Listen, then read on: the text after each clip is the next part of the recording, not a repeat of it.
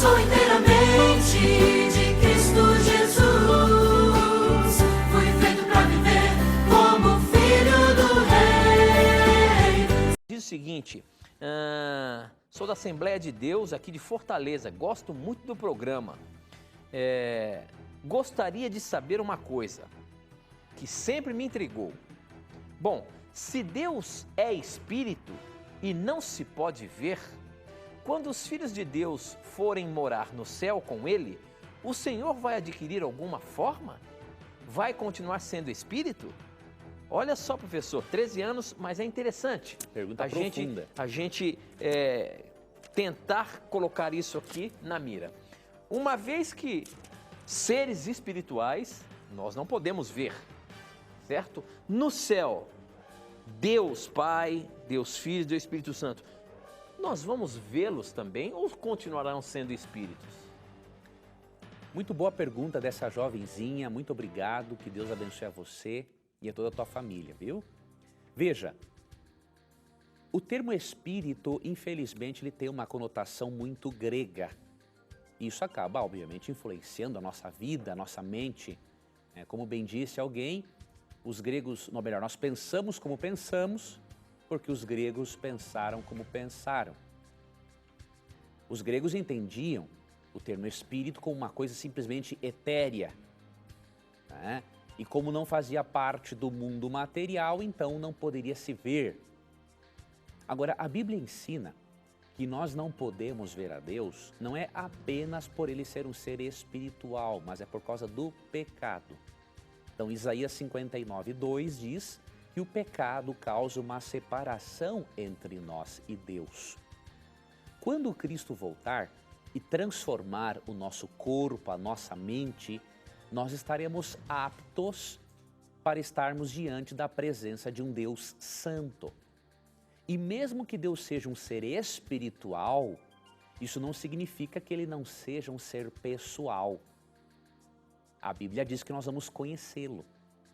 Apocalipse 22, verso 4, diz: contemplarão a sua face e na sua fronte está o nome deles. Olha que bonito isso.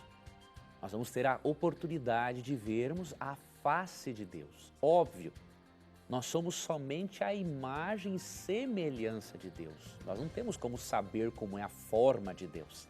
Agora, a Bíblia realmente ensina, minha jovem amiga, que mesmo Deus sendo um ser espiritual, isso não significa que Ele seja algo assim inatingível, ou seja, na eternidade, quando formos transformados, nós poderemos ver a Deus, poderemos abraçá-lo, poderemos beijar o nosso Criador.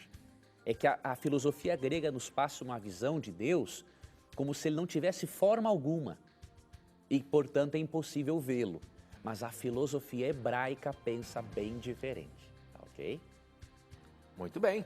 Bom, próxima pergunta chegou pelo Twitter, @NaMiraDaVerdade, se você quiser mandar pelo Twitter. Quem mandou foi o Elinaldo Lima e a pergunta dele é o seguinte: gostaria de saber sobre o verme que nunca morre, de Marcos 9,44.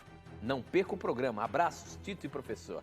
Professor, lá em Marcos 9,44, diz de um verme que nunca morre.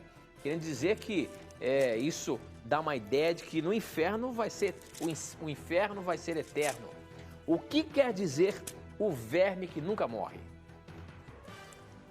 Aqui, em Marcos 9,44, quando Jesus fala, não é? Da questão do inferno, do fogo, e aí no verso 44 fala, né, que não lhes morre o verme, nem o fogo se apaga.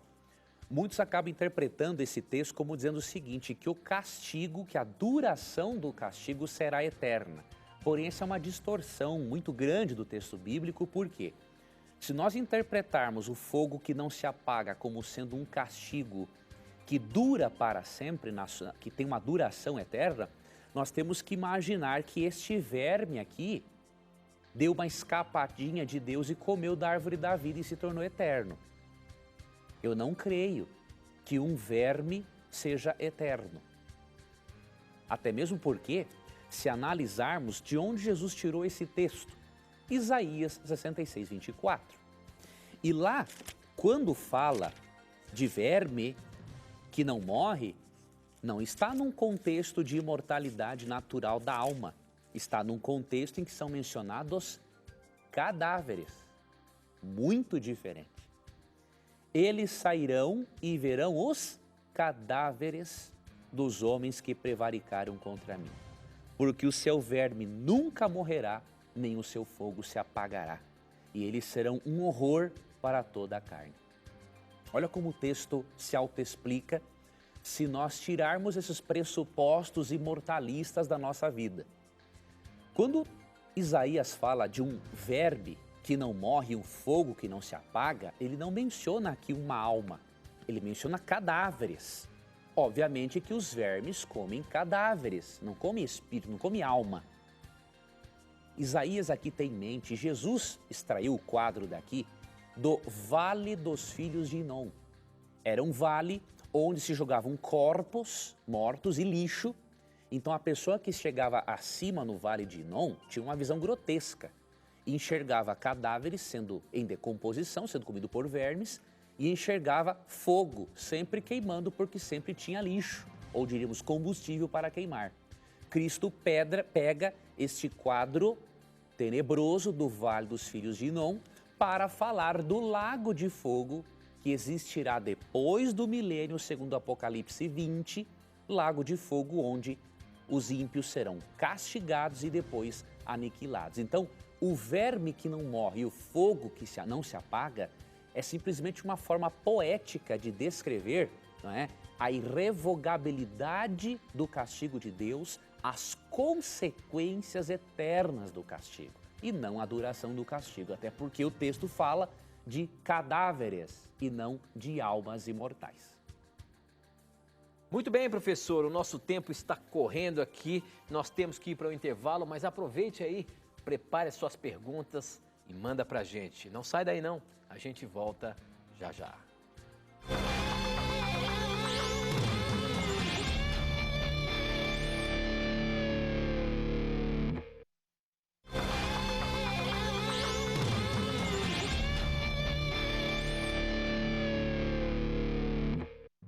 Já estamos no ar, agora são 9 horas e 32 minutos, estamos ao vivo aqui pela TV Novo Tempo e também pela Rádio Novo Tempo. Você que está nos ouvindo através da Rádio Novo Tempo, um abraço carinhoso aqui do programa Na Mira da Verdade. E você que está nos assistindo em qualquer lugar do Brasil, seja através das centenas de canais abertos, seja através das operadoras de TV por assinatura ou, quem sabe, pelas parabólicas que estão acompanhando a gente, um abraço carinhoso e obrigado pela sua audiência e por você fazer o programa acontecer, porque quando você manda sua pergunta, são as suas perguntas que fazem o programa acontecer. Por isso, eu peço a você, participe, mande a sua pergunta para a gente. Não desanime se ela não foi pescada. A gente recebe aqui mais de 1000 perguntas por programa, mas tenha certeza que em um momento a sua resposta vai sair.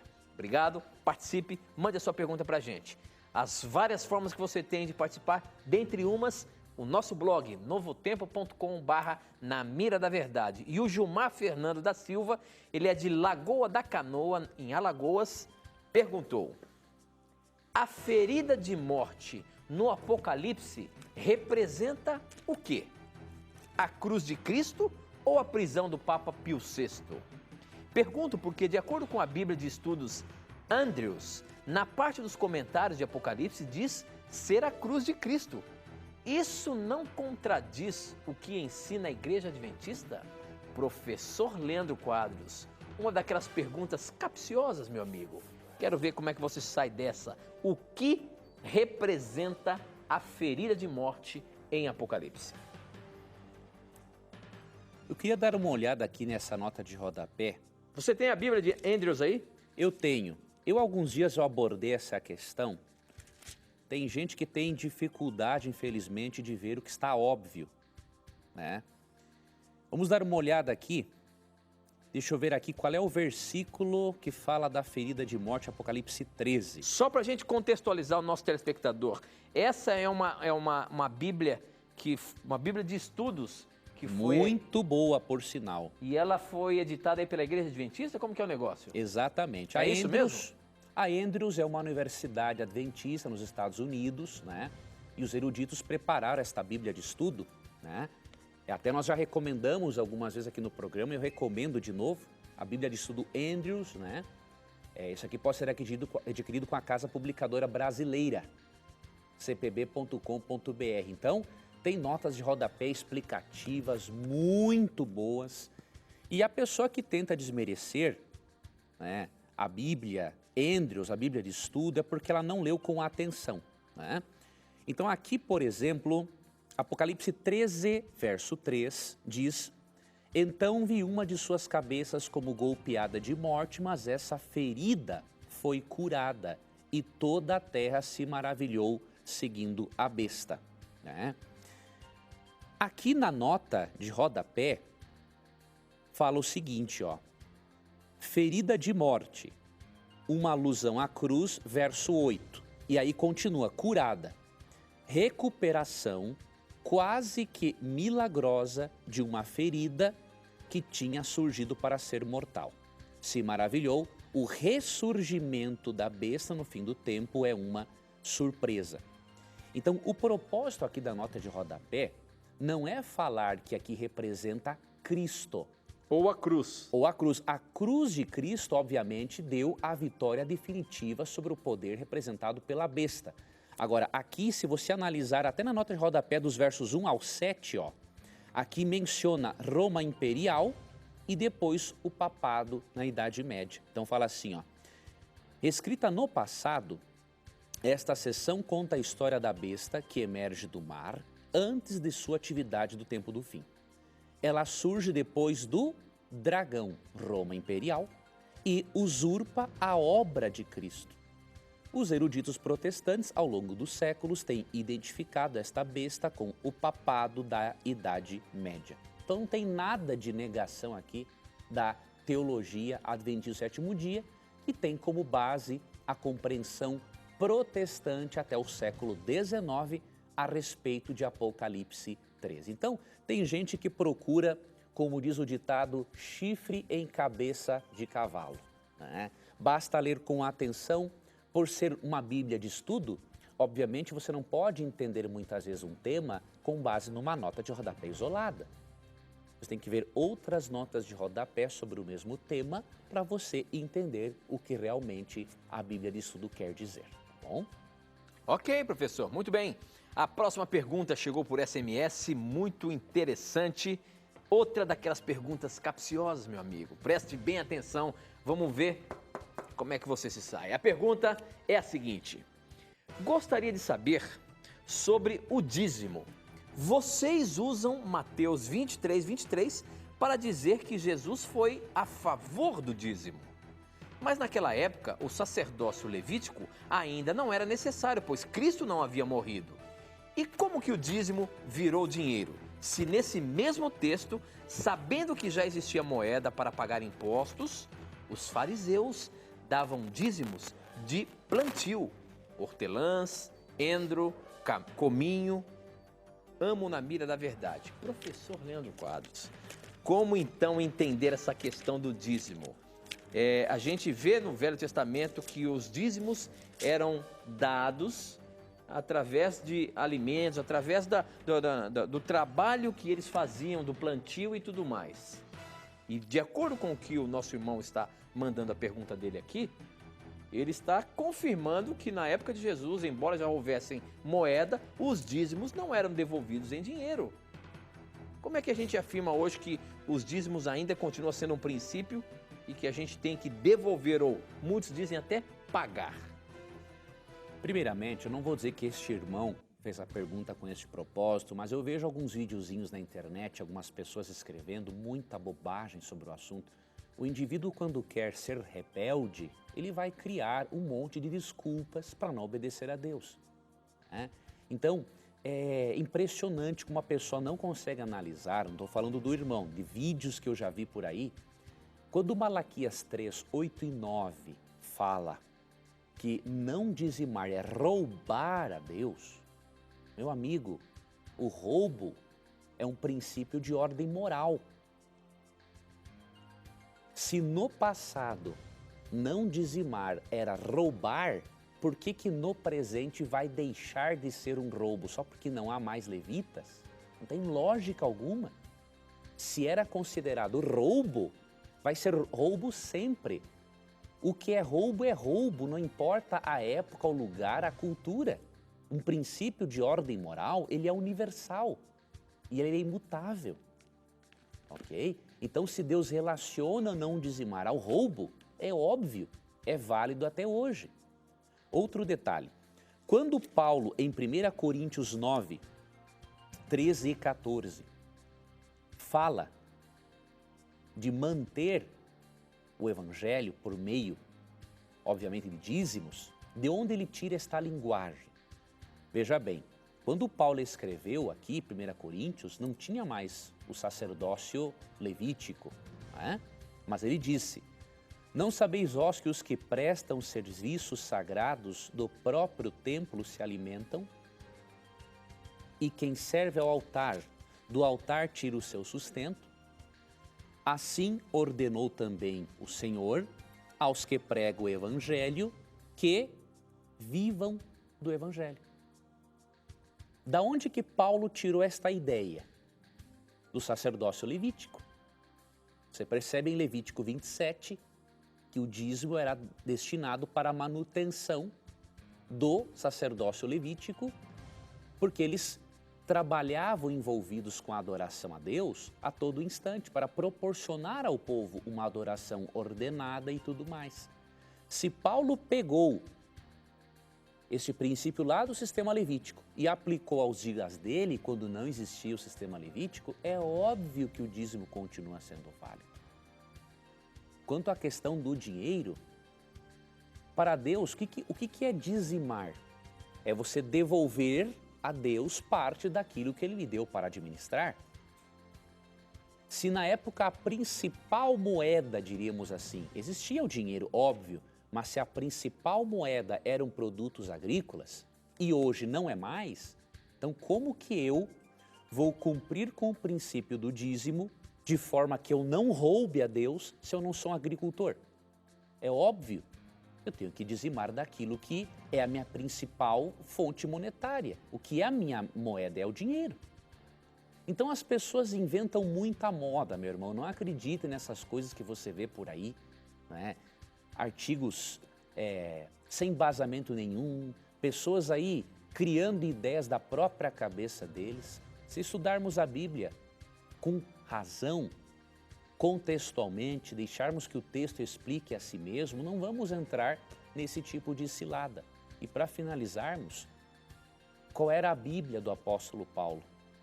Qual era a Bíblia de Jesus? Era o Antigo Testamento. Então essa ideia de Antigo e Novo Testamento, se na verdade a Bíblia é dividida assim, mas por uma questão didática, a Bíblia é uma coisa só. Né? Então, não dê atenção para esse tipo de coisa, né? Fique fiel à Bíblia como você tem sido e Deus vai continuar abençoando cada vez mais a sua vida. Você fica agora com o momento da mentira.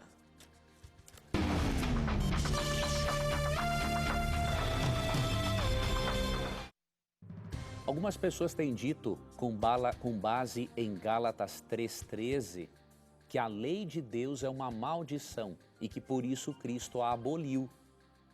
Eu posso garantir para você que esta interpretação é bastante mentirosa.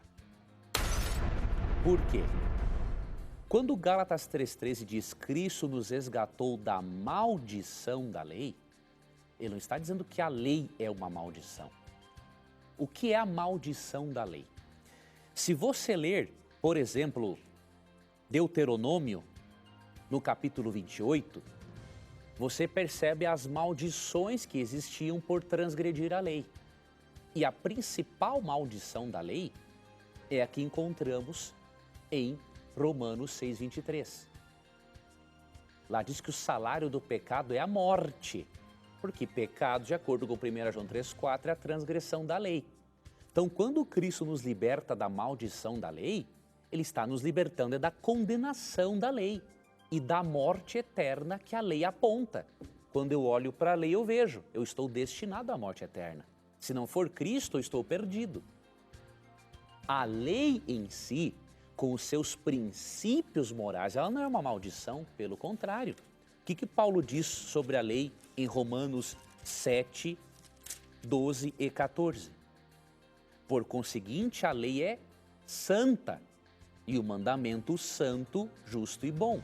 E no verso 14, porque sabemos que a lei é espiritual. Ou seja, a lei é santa, justa, boa e espiritual. Ou seja, ela reflete o caráter de Deus. Assim como Deus é santo, sua lei é santa. Assim como Deus é bom, a lei é boa. Assim como Deus é justo, a lei é justa. E assim como Deus é um ser espiritual, a lei é espiritual. Então, a lei em si não é uma maldição, ela é uma bênção. Agora, ela se torna uma maldição, sim, se eu quiser fazer dela o meu meio de salvação. Porque quando eu olho para a lei, eu estou condenado. Agora, se eu olho para Cristo, aí a coisa muda. Então, tenhamos cuidado, queridos irmãos. Há muitos aí institutos de apologética achando que estão fazendo boa apologética e nesse assunto da lei estão prestando um desserviço para a comunidade cristã. Ao invés de ensinarem a graça de Jesus, ensinam uma teologia que mais parece uma desgraça e não a graça. Muito bem, professor. A próxima pergunta, ela é interessante. Quem mandou foi o Fabiano Dantas pelo Facebook e ele diz o seguinte: tenho 17 anos e gostaria de saber quem matou Golias. Essa história do gigante Golias na Bíblia é conhecida por todas as crianças. Davi matou Golias, aquela coisa. Só que olha só o que ele está questionando aqui. Em 1 Samuel 17, diz que foi Davi que matou Golias. Vamos abrir lá. A partir do verso 41, realmente conta a história de que Davi matou o gigante Golias. Só que em Samuel 21, 19, diz que um homem chamado Elanã matou o gigante. Afinal, quem matou Davi? Ou melhor, quem matou Golias? Davi ou Elanã? Olha aí, professor. Vamos ver o que está dizendo lá. 2 Samuel 21, 19 diz o seguinte: houve mais uma batalha contra os filisteus em Gobe, e Elanã, filho de Jair, de Belém, matou Golias da cidade de Gate. O cabo da lança de Golias era da grossura de um eixo de um tear de tecelão. Ou seja, aparentemente era um cara forte, é um cara que tinha uma lança forte. Diga uma coisa, esse Golias é o mesmo daquele de Davi? Ou, a pergunta é, quem matou Golias? Davi ou Elanã? Não, aqui é um outro Golias pelo seguinte. No verso 19 mesmo, de 2 Samuel 21, fala assim, ó, houve ainda em Gobe outra peleja contra os filisteus. Ah, sim, mas eles viviam lutando contra os filisteus, né, professor? Exato, mas não é a primeira peleja lá de Davi, é uma outra, né? E Elanã, filho de Jaré-Oreguim, o belemita, feriu a Golias, o geteu, né? O Golias que Davi feriu era de Gate, um outro lugar. Esse aqui é chamado de Geteu. Muito provavelmente, de acordo com alguns eruditos, este outro Golias era o irmão do outro, que foi ferido por este outro homem. Aqui é uma outra batalha, não é a mesma batalha em que Davi havia matado o primeiro Golias. E também era muito comum ter pessoas com o mesmo nome. Exato. Né? É uma coincidência aí o negócio. Era muito comum. O nome, como era uma demonstração do que era o caráter do indivíduo, então muitas vezes várias pessoas tinham o mesmo nome. Então as nossas criancinhas podem ficar tranquilas que quem matou o Golias mesmo foi Davi, né? Foi Davi, esse aqui é um outro. Muito bem, pessoal. Bom, a próxima pergunta chegou pelo nosso blog, é do Samuel, ele é de São Paulo e ele pergunta o seguinte: olá amigos, sou Samuel Souza de São Paulo. Tito, pesca a minha pergunta. Sua pergunta foi pescada, meu irmão. No Novo Testamento, Jesus fala da vinda do Espírito Santo, No Pentecoste, confirma isso. A Bíblia ensina que o Espírito Santo é responsável para que nós possamos nos arrepender, certo? Certo. o Espírito Santo só veio após Jesus? Então, como era o arrependimento no Antigo Testamento? Professor, a questão do Espírito Santo. Jesus prometeu o Espírito Santo. A figura do Espírito Santo, essa pessoa da Trindade, só entra no cenário humano a partir da morte de Jesus e ressurreição, quando ele então diz que o Espírito Santo estaria com a humanidade? Antes de eu responder essa pergunta, eu recebi anteontem alguns livros espetaculares. Eu havia prometido no programa de segunda que iria mostrar para o nosso telespectador e falar para o nosso ouvinte alguns livros que eu recebi da Unaspress, que é uma editora do Centro Universitário Adventista. Eu queria mostrar para você, amigo telespectador e ouvinte, porque em alguns momentos aqui no programa nós gostamos de indicar ótimas literaturas. O primeiro que eu quero mostrar para você, só que o site para aquisição que está disponível no GC, eu não passei o atualizado, mas eu vou passar aqui o atualizado para você. Olha este primeiro livro, que coisa interessante. Introdução Geral à Bíblia, da Revelação até os dias de hoje, escrito pelo professor de teologia Emilson dos Reis. Um material interessante para você saber, né, como que a Bíblia chegou até nós, como são as questões das traduções, né? Como foram os manuscritos, os idiomas em que a Bíblia foi escrita. Então, um material muito interessante para você que gosta de se aprofundar no estudo da Bíblia, tá bom?